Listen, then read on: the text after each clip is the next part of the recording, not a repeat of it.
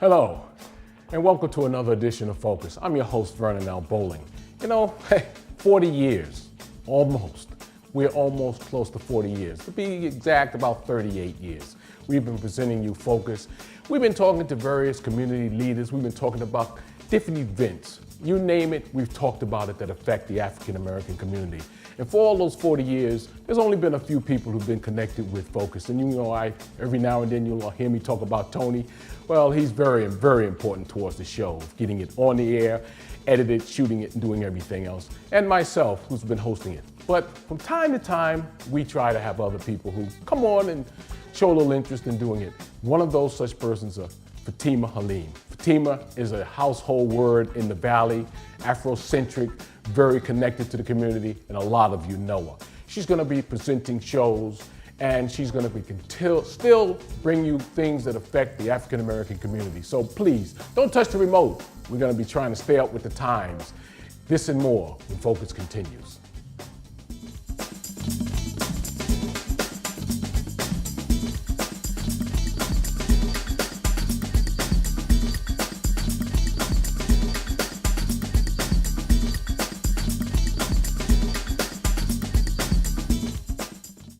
My husband was deployed in October of 2009. After he left, everything just felt like it sank. Just didn't really like life at the time. The hardest thing was just trying to figure out a new routine. When you're a military family, things like the arts really are extra here at ASU Gamage.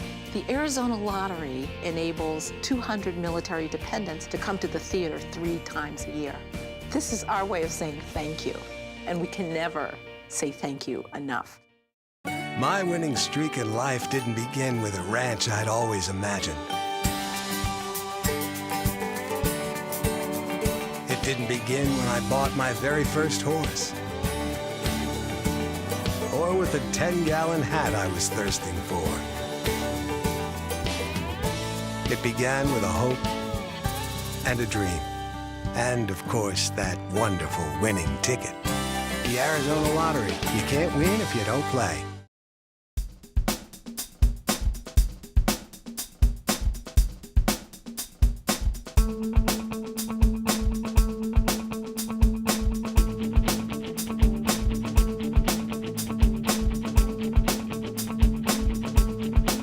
Hello, I'm Vernon L. Bowling, and welcome back to Focus. Fatimah has been really bringing that information to us. We're going to get right back to her right now. Fatimah?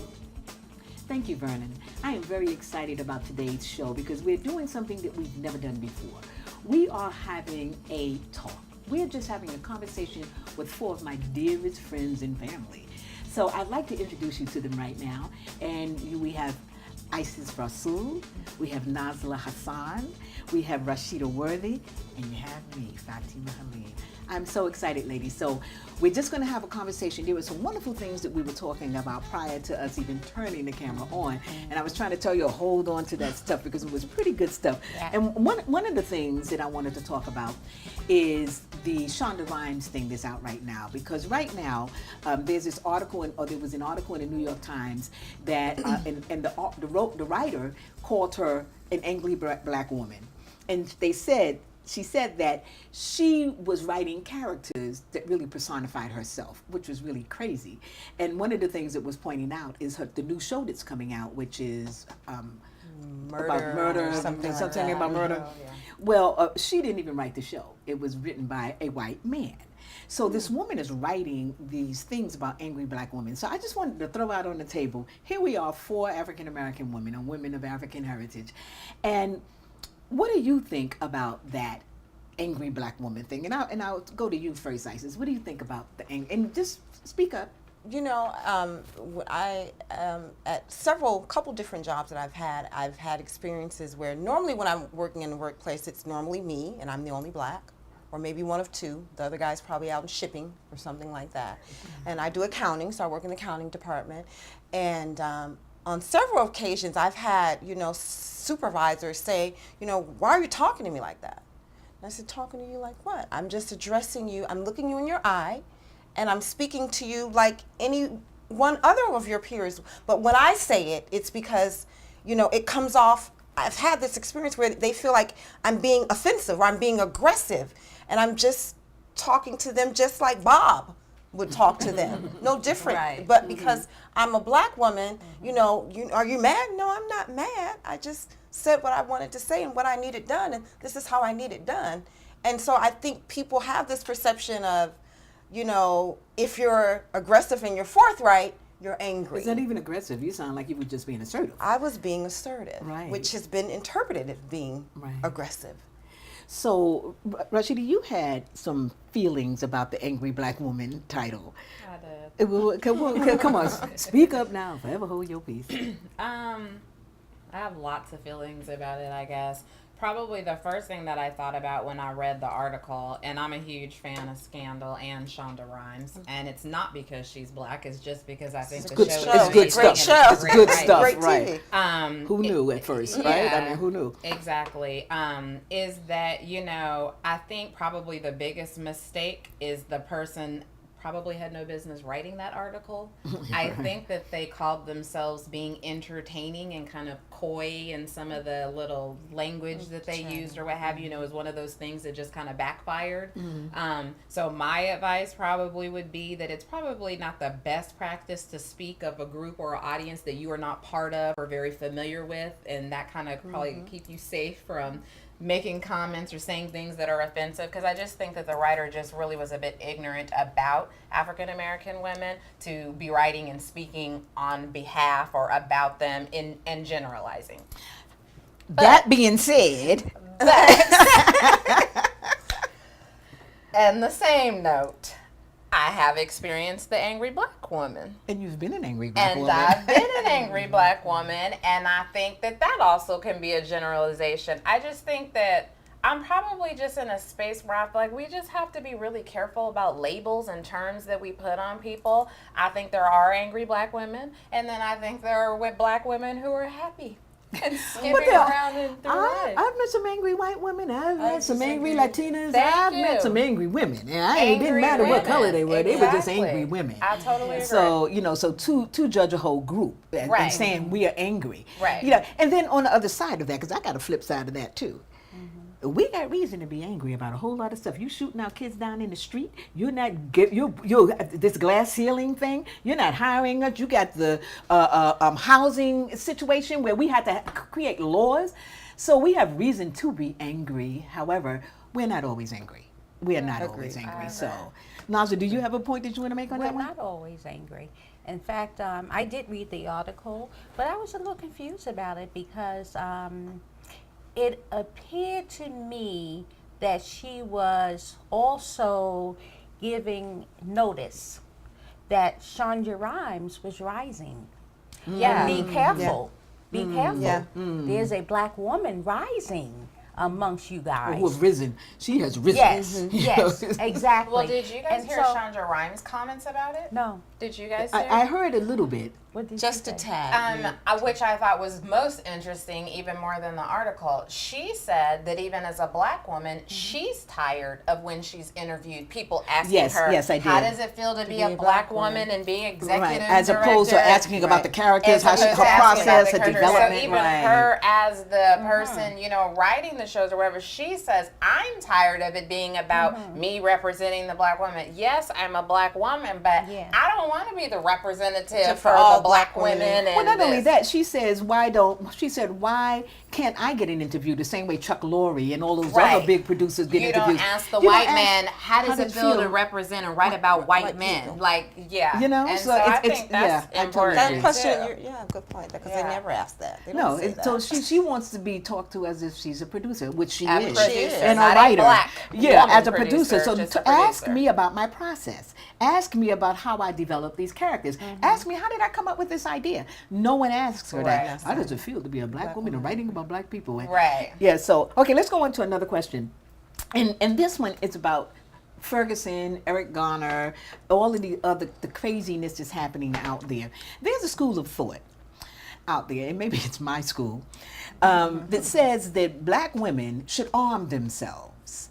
That legally, legally, I mean, NRA, our constitutional rights, saying that we should arm ourselves. And black women, particularly in large neighborhoods or mostly black neighborhoods, should arm themselves. Would the police be so inclined to shoot our kids down in the street if they knew that every black woman on the block had a gun looking at them and just saying, you know, we're not going to shoot you, but you're going to do the right thing and you're going to put this boy in the car and you're going to give him due process? Bad idea. Okay, tell me why. Because Bad idea or just a different idea?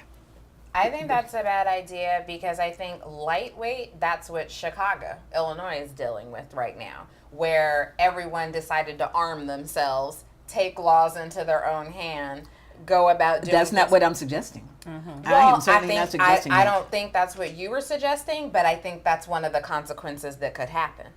Because I don't know about y'all ladies, but if someone gunned down one of my children and I had a pistol with me in that moment, in that time, somebody might get shot. Well, that's the whole idea.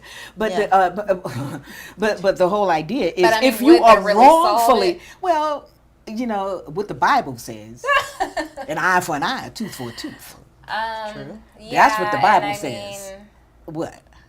I don't know. My vote is no. Yeah, well, that's too bad. Yeah. That's a little horrible. sad. It's And I horrible. think the training is in order. Training I agree. or perhaps even vetting I before you agree, become a but police in the officer. What are your meantime, feelings about you have specific to tell groups? our children something. Yeah. Because we talked about that. Yeah. In the meantime, because that is the case, and we know that it might be the case, let's say it's 100% wrong. But since that's the case, I think that it's also important for black moms and dads to tell their kids, look, when you engage in a police officer, this is what his mindset might be. That's true. This That's is what true. you need to do to ensure that you walk away from that alive. Yes. We're not speaking of if he's guilty or if he did something illegal. I'm not even addressing that yet. I just want your child to get home alive. And I understand that, and you're absolutely right, and we do have to talk to our children about that. Unfortunately, in some of these cases, the children were complying. Yeah, and there's no Their arms opportunity. were up. You know, so there. I don't know. I think that, you know, we're walking not even a fine line. I think it is a very distinct line. I don't know if I agree with that based on what I've heard about the fact that It's different from what you hear and what you see.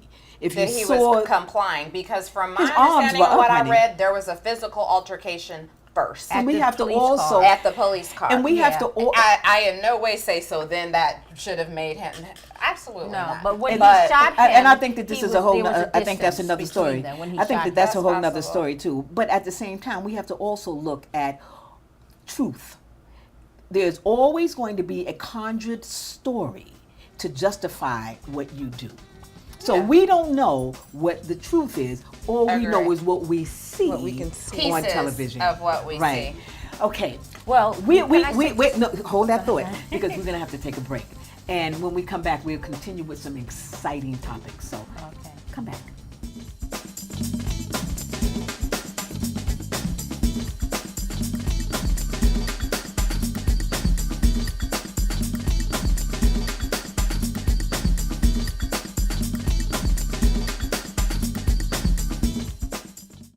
My husband was deployed in October of 2009. After he left, everything just felt like it sank.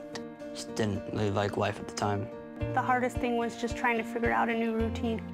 When you're a military family, things like the arts really are extra here at ASU Gamage. The Arizona Lottery enables 200 military dependents to come to the theater 3 times a year. This is our way of saying thank you, and we can never say thank you enough. My winning streak in life didn't begin with a ranch I'd always imagined. It didn't begin when I bought my very first horse. Or with a 10-gallon hat I was thirsting for. It began with a hope and a dream. And, of course, that wonderful winning ticket. The Arizona Lottery. You can't win if you don't play.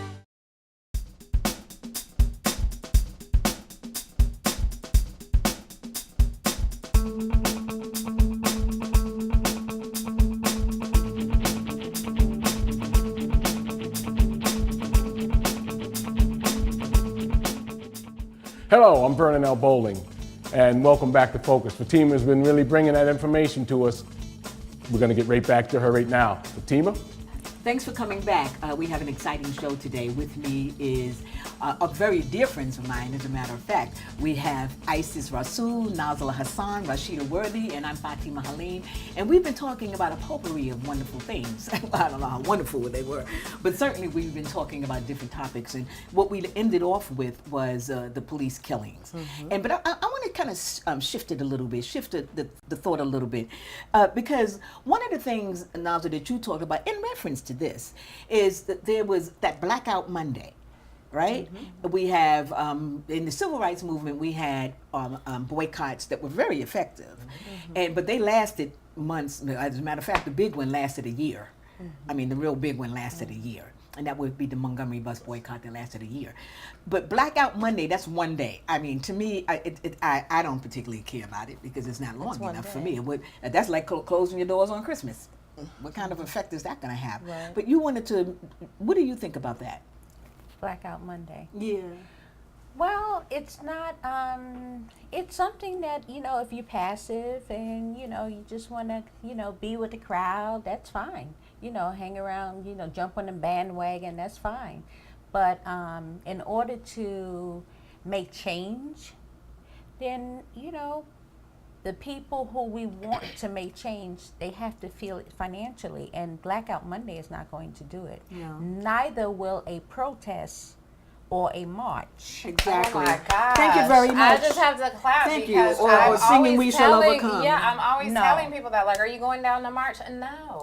Right. Yeah, right. So Really. Do something. until we decide to come together collectively and make a huge statement, And it has to be a financial Diff- statement, because the absolutely, reality financial is statement. that if you hit them in the pocket, truly like they did, I mean, they literally crippled the public transit Right. in Montgomery, Alabama. We're They too crippled scared it. to do that, though. Yeah, it's like, when did we become punks? Well, you know, That me. I know you're that, but when did we as a people, I when don't did we know. become punks? When we Yeah. decided that we wanted so hard to assimilate and become a part of them and be accepted by them. And here's the thing, I'm not saying that I demand or want to be separated from them. I just do me. I'm comfortable with me. I'm comfortable with my people. When I find a black business that opens, I'm going to check it out because I want to spend my dollars there first if I can. When I find a black person does, I'm gonna check it out. That's not saying I won't ever spend my dollars in white businesses. I frequent them as well also. But you have to be willing to take the extra step and say, oh, that's one of mine over there. Let me go over there and stand with them, support them, what have you. Absolutely. But we're afraid to do that. Why? Why do you think we're so afraid? Why, Isis, know. why do you think we're so afraid? I don't know that we're afraid, but I think What word like would you my use? mother's generation, the civil rights movement and the things that you guys went through, and Black Panthers and all that, and I think the children of those became comfortable. And like my great grandmother, though she was a slave, never talked about being a slave. Then that generation bought a home and were doing well and had nice cars. They never talked about the struggle. It wasn't discussed. So you're saying that we made it too comfortable for you. We made it too easy for you. It seemed like it was, it felt like we don't know what to do. The same determination that our parents had. I went to school with all white people. When I went back to Michigan, they did me just like her. Why you talk like that? You talk funny. You know what I mean? So we just became, this is our environment and we're cool. You know what I'm saying? What do we do? Okay, we do march? That's not going to work. We do Blackout Monday. We do Blackout Monday. But You know on what the I same mean? token, I felt Well, we're like not- isn't that what Martin Luther King kept pushing for? He wanted all of us to be together when black boy and white kids could sit together, and now we have that. And now we have Well, that. yeah. And now what? No, we have have some other it things in as well. face only. We don't have it in terms of what the No, true we benefits don't. are. But we know that we are a people of face value only and superficial value only. We know we don't like to go deep. Yeah. Ooh, Yeah. Keep that's it kind of keep it ugly. surface. That's kind of ugly. I mean, Yeah. we want you to write us. I mean, Right. you're gonna have our phone number and not our phone number. You ain't get my number, but you will have have an email address that you can email us on. and give us your feedback, and maybe there's some questions that you want us to address too. So you said what? Surface. Well, Surface. yeah. We surface. That's really We kind of surface. sad. Yeah. Not all of us. Not all of us. Enough of but- us, though. but Enough of but- us that creates this condition, that perpetuates, should I say, perpetuates the condition that we're in, right? So, fear. We were fierce and fearless Very back much then. so. Very right? much so. To the point where we're fierce and fearless now. Now. But our children, we made comfortable. We made sure that y'all had everything that you had. So now you're saying you don't know what to do. So when things are up in your face, like the killing of our children, when unable to get jobs, your salaries are different, that's not in your face enough. That makes you still comfortable about that. I'm not comfortable about it. And in my life and in my world, I do something about it. But I'm talking about the bigger picture. How do I get my sisters involved? How do I get the people down the street involved? Yes, in my home, I'm living that. So do you think that the internet and Facebook, et cetera, is dumbing us down? Totally. Absolutely. Oh, yeah. Totally. But you know, that dumbing down was occurring before the internet and before Facebook. So it's been decades. I mean, it's you know, it's two-sided been- though, because with the internet and social media, you get information a lot quicker. You do. So you have access and it's available to you. So there's that side of it. But then you lose the social interaction and the actual in-person. You use the ability, I call them like cyber bullies. People put all these little comments and things on behind their ID on there, but they can't really have a conversation about what it's about. And so, and then you kind of go through like very on the surface level. How many articles and things you and really posts read? did you really read, or Yeah. did you just look at You it just- and scam it? Oh, did you hear that? I saw that. Did you hear about the girl that? Oh yeah, I saw that on someone's. Yeah, we get our yeah. news in bits and pieces. Yeah. When we're talking about news, people are now getting their news via Facebook. So it's just the first. They don't even go into the article. even They go may into read the just a article. headline and then Read that's a it. newspaper. Certainly Facebook and the internet is not the problem. No, Because they're, we just started using the internet, 15 years ago?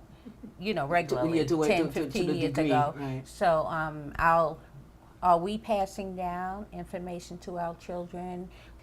It certainly is not the internet. And if Well, you're what's the expecting parents' children, if you're responsibility, expecting though? school to teach your children what I'm learning, if I expect my kids Yeah. to go to school and that's all I expect them to do and come home You and do doing their bad. homework, then Yeah. I've dropped the ball. Oh, you're a negligent I parent. agree. You know what I'm saying? That's You're why a I just negligent said, what are parent. the parents doing? Right. Because I'm a link into our other topic. We were talking about the whole reality shows and everything. And it's kind of just like, you hear people say, I hate those reality shows. Those women, they're setting a bad example for black women. I'm not teaching or allowing my young black daughter to engage or look at that type of stuff. She gets enough positive affirmation and examples and scenarios and information that she can have a balanced opinion and idea about how she should carry herself and how she should behave herself. If you are in a situation where your child can watch Love and Hip Hop or Housewives of Atlanta and it can influence their behavior, my opinion is that you've dropped the ball. Right. Well, you're a and you know negligent what? parent. There are all many different ethnic groups that are progressing in, let's just say, the Western world. We could look at examples. I mean, if we as a people wanted to emulate, or I should say, progress in that way, let's just look at the Jewish people.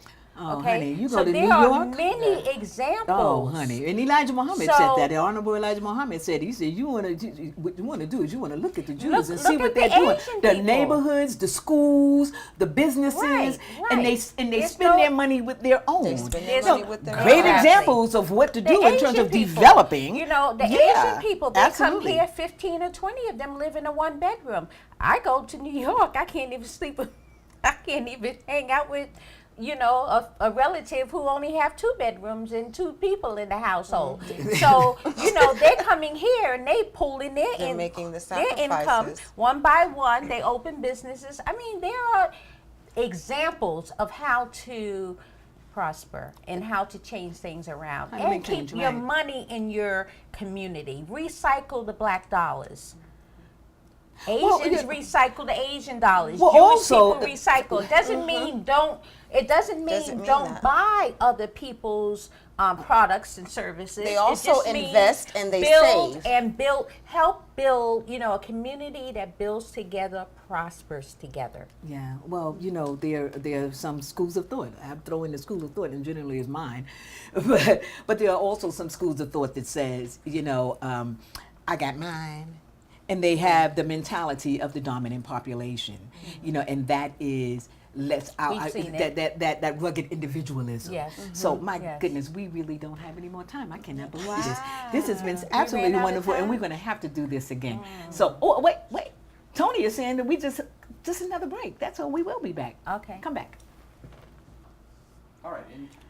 Thanks for coming back. We're talking about, actually the last thing we were talking about was there are great examples of how to truly build a community. And one of the examples was the Jewish community. You also brought up the Asian community. But what I wanted to point out is one of the things that the Jews have in common, and that is they all have a spiritual base that they all believe in. There's one Jewish religion. Right? Judaism. Now, it's just one thing. They may go off in different things, but we have all kinds of religions and all kinds of schisms, and that really doesn't lend to us having a collective thought. You got a very powerful spiritual base, you're going to have a powerful people, and we have lost our power because we lost our true religion. Well, anyway, that's all we got right now. I'm glad you came back, but we're going to do a part 2 of this, so we will be coming back. So Isis, Nazla, Rashida, and I'm Fatima, and we should call this something. What should we call this? The talk. No, that's already. They already got that. Chit chat. The black talk. My point of view. But you know what? Thank you for joining us, and we will see you again next week. Bye-bye.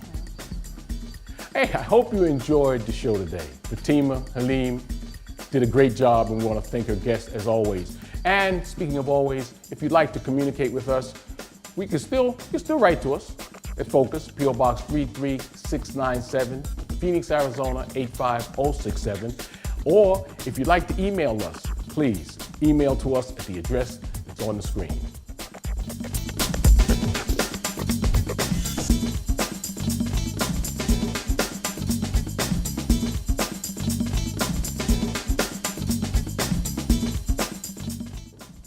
I hope you got all that information off the screen. As always, we want to thank you for joining us today. I know we're going to be back next week with more informative information on Focus. On behalf of Fatimah Halim, Tony Escobar, and myself, Vernon L. Bowling, we want to thank you for joining Focus this week. Look for us next week, same time, same station, when Focus continues.